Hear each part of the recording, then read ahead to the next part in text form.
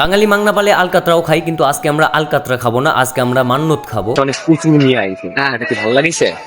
যা আছে তাই সুন্দর লাগছে, কিন্তু চেয়ারের মধ্যে পার্থক্য। চেয়ারের ভিতর পার্থক্য থাকলেও ভালোবাসা মানুষের ভিতরে পার্থক্য নাই, যার কারণে ভ্যান্না বাড়িতে আসার পরে অনেক ভালোবাসা মানুষের সাথে দেখা হয়ে যায়। তো ভ্যান্না বাড়িটা হচ্ছে একটা মাজার, যেখানে আসে বিভিন্ন মানুষ মান্নত করে। তো মান্নত পূরণ হয়ে গেলে, তাদের মনের আশা পূরণ হয়ে গেলে মূলত এখানে সিন্নি সালাদ করে সবাইকে খাওয়াই দেয়।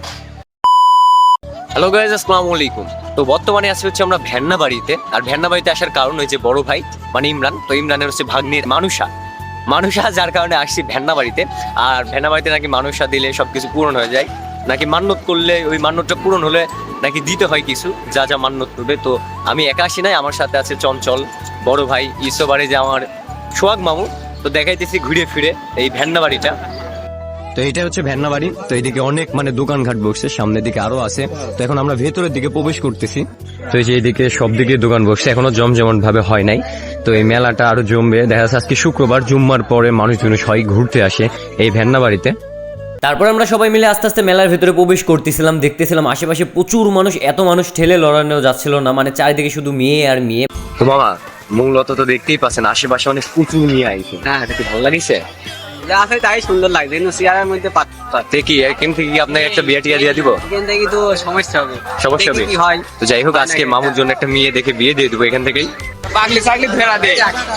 আশেপাশে এত ভিড় ছিল, যার কারণে মামুরা ঠিকভাবে ফটোশুট করতে পারে নাই, তাই মাজারের এক সাইডে চলে যায়, যেখানে আশেপাশের পরিবেশটা অনেক সুন্দর, এমনকি সবুজ। আর সামনে যেগুলো দেখতে পাচ্ছেন, এই পুকুরের উপাশে রান্না বান্না চলতেছে। যারা মান্যত করতে আসছে তাদেরই সবকিছু সিন্নি সালাতের জন্য রান্না বান্না চলতেছে। আর এই সামনে দেখতে পাচ্ছেন বড় পুকুর, মেনলি এই পুকুরলে অনেক কাহিনী আছে। তো ভ্যান্না বাড়িটা হচ্ছে একটা মাজার, যেখানে আসে বিভিন্ন মানুষ মান্যত করে। তো মান্যত পূরণ হয়ে গেলে সে অনুযায়ী দেখা যাচ্ছে আমি মান্যত করলাম, আমার মান্যত পূরণ হয়ে গেল, আমি মান্যতের ভিতর বলে দিলাম যে আমি একটা মুরগি দিব বা খাসি দিব, এরকম সিস্টেম। তো এখানে মান্যত করে বিভিন্ন মানুষ, তাদের মনের আশা পূরণ হয়ে গেলে মূলত এখানে সিন্নি সালাদ করে সবাইকে খাওয়াই দেয়।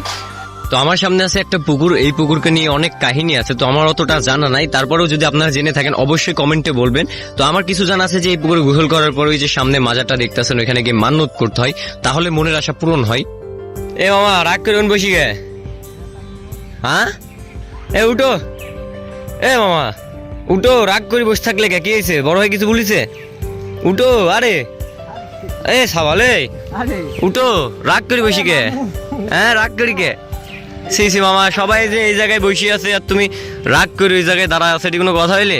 হ্যাঁ, কি রে এইসব? তুই কিছু বলেছিস আমার মামুক? না মামা, তুমি মামা হিসু দিতে গেছিলে। ও হিসু, এই কি রে তুই কিছু বলেছিস? হিসু না তো, দেখলাম রাগ করে বসে আছে। রাগ করে মুইতে দিতে, রাগ করে মুইতে দিতে। পাগলি পাচ্ছি না, এজন্য ওই টেনশনে করে একা একা বসে আছে। ব্যাপারটা বোঝা লাগবে তো, তাই মামা?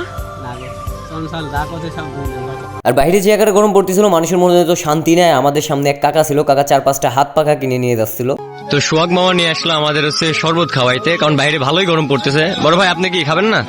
খান এক গ্লাস। তো যাই হোক, এই যে ওই খাবি বেলের, আমার বেল পছন্দ না, যার কারণে লেবুর শরবত নিব।